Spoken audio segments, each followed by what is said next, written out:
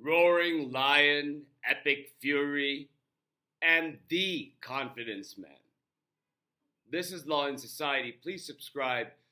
Before I talk about today's topics, I would like to take a moment of silence for the schoolgirls who died in Iran in the strikes by Israel and the United States, and for all the innocent lives that have been and will be lost, not just because of this new war in the Middle East, but also what's happening in Gaza, what's happening in Ukraine, and other places in the world where there is strife.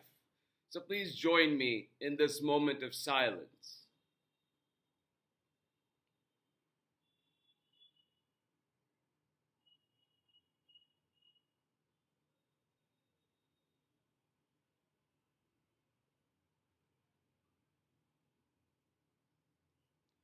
Thank you.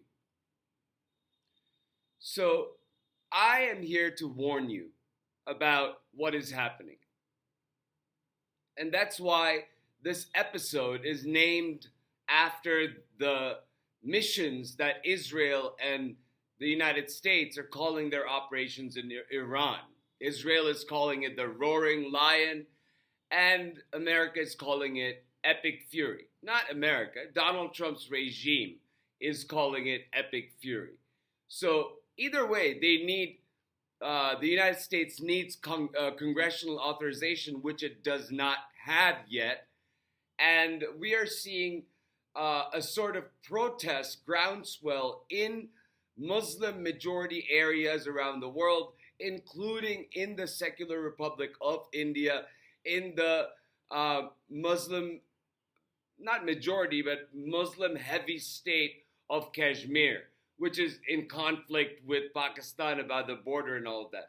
So there are there are protests that are erupting in various parts of the world because of this operation by Israel and the United States. Israel or the United States, neither of them seem to be backing down, and they're going to continue the operations.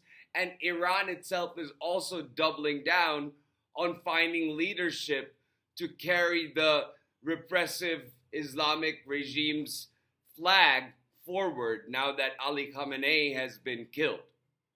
So I want to warn you about asymmetrical warfare and to call on Congress to authorize the operation, the military operation, but expressly forbid American troops on the ground. No American boots on the ground. We have to safeguard digital grids and ramp up cyber defense that the regime hobbled last year. Our regime, Donald Trump's regime, hobbled our cybersecurity, and that needs to be propped back up. Everything from electric grids to airplane networks are at risk of hacking. Locally, domestically, meaning inside the United States, we have to remain alert for extremist violence and or digital grid attacks that are funded and originating from Iran. Americans around the world need to remain aware, especially if you live in the Middle East, where Americans tend to inhabit, because we've seen Iran bombing other countries in the Middle East in areas that are that have a high American citizen population, like the Fairmont Palm in Dubai and in Jordan and in other countries in the Middle East. I believe the UAE and Saudi Arabia. There was a U.S. base attack there as well. So what can we as Americans do at this point? We need to call our members of Congress and insist that any war authorization does expressly forbids service members boots on the ground. To minimize military casualty, our military bases throughout the world, not just the Middle East, should be put on high alert of asymmetrical warfare like suicide bombers and IEDs. Also, extremist spread of bioweapons and or chemical weapons in public places cannot rule them out. We cannot rule them out. Anything that has connected to the internet can be hacked, and we cannot rule out cyber warfare. Cyber warfare is a serious space since most everything these days is digitized. And Iran has one of the most advanced cyber warfare programs in the world. Congress must beef up our defense while Donald and his mad Department of War go on the offensive. Let them do what they want because they're not going to stop, but also legislate to make sure the homeland remains safe from all forms of attack. Anything from a bioweapon to a dirty bomb to hacking the electric grid and shutting down the electricity on the coldest or the hottest days during the year. Interfering with flights and other systems connected to the digital grid. All these must be fortified. Local police should be trained and informed in Homeland Security intelligence so they may also be able to remain alert. This by no means federal agents carrying out illegal immigration operation can demand local police help.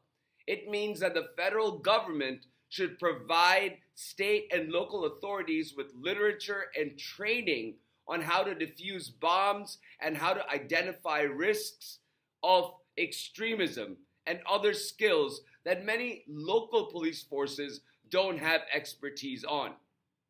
I'm sure there are going to be many other avenues where our defense needs to be boosted. But if Donald gets his war, the country should at least get the defense that we need in order to keep the homeland safe. Let's truly protect the homeland from extremism and prejudice, not by dividing, but by collaborating at all levels. And Congress needs to come together. Congress needs to authorize this operation because it wasn't just a one-off strike to kill Ali Khamenei and the leader of the Revolutionary Guard. It seems that Israel and the United States, under Donald Trump's direction, is on a mission to wipe out any semblance of the Islamic Republic regime. And so we haven't seen the end of the military operation yet. Now let me talk to you a little bit about our very own confidence man. Never in human history has a confidence man been more successful than Donald Trump. He is the father of lies, the demon of false hope. His rise says as much about the conditions that fueled his rise as does about him personally. Greed is good, vanity is luxurious, pride is personal, drama sells, sex sells, money talks, corruption is normal, wrath is right. Nobody cares about the truth. This is the culture that spawned Donald Trump. He mastered every vice and became the master of vices. He learned how to manipulate and tempt others. More than anything, he learned the art of the con. Trump didn't have to promise to be the peace president. He didn't have to promise to release the Epstein files. He didn't have to promise to bring down the cost of living. Nor did he have to promise that he wouldn't order U.S. military boots on the ground in any new military operations. So why did he make these promises? Because he knows that while his core base and his enablers are loud and bombastic like he is, they don't have the numbers to win elections. He not only had to vilify his opponents to get independent voters, he also had to make false promises to voters who seek concrete policy promises that impacts their daily lives, like the cost of living, like the collective conscience that demands justice for survivors of child sexual violence, for real fear of losing loved ones to unnecessary wars that have no good implications for them or their loved ones or our country. These things matter to Americans. So making the right false promises at the right time meant Trump captured those who fell for the temptation of a world made right by the might of one man. They believed and saw Trump as their shortcut to a happy, fulfilling all-American life. After all, he openly made these campaign promises, and Americans had no reason to believe, other than the glaring reality that Trump lies more than he breathes and the damage he did during his first term, including on January 6, 2021, that a former president and current presidential candidate would outright lie to win an election. Or maybe they did. Maybe deep down, they knew that Donald Trump's promises were lies, but they wanted the things he was promising to happen so badly that they believed promises of a pathological liar. And here we are, with inflation higher than it was when Biden left office, cost of living climbing with no chance of prices going down anytime soon. With this war in Iran, the price of gasoline is likely to see a marked change. Means it may very well go up because trade will be stopped in the Strait of Hormuz, which is a huge pathway for oil for all over the world. Then there's a possibility of American service members being killed because of the war Donald just started with Iran and the increasing DOJ obstruction in matters related to the Epstein files. Donald has broken all his central campaign promises. Will that make a difference this November? Will Americans stop believing in fantasies and stop being duped by the Republican swamp? If hindsight is instructive, right now our odds are not that good. But we have the power to change the direction our country is headed. It falls on engaged Americans to stand up and speak up in whatever way we can. We need to break GOP's spell over regular Americans who believe what they're told, hope for the best, but then are forced to accept the worst.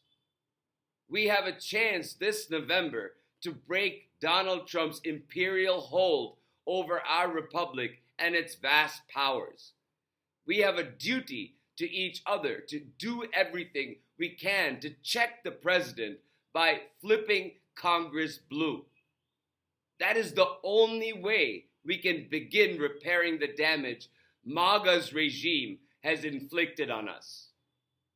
With that said, thank you so much for listening. Remain vigilant, be aware, watch the news, and remain on alert if you go into public places that are crowded.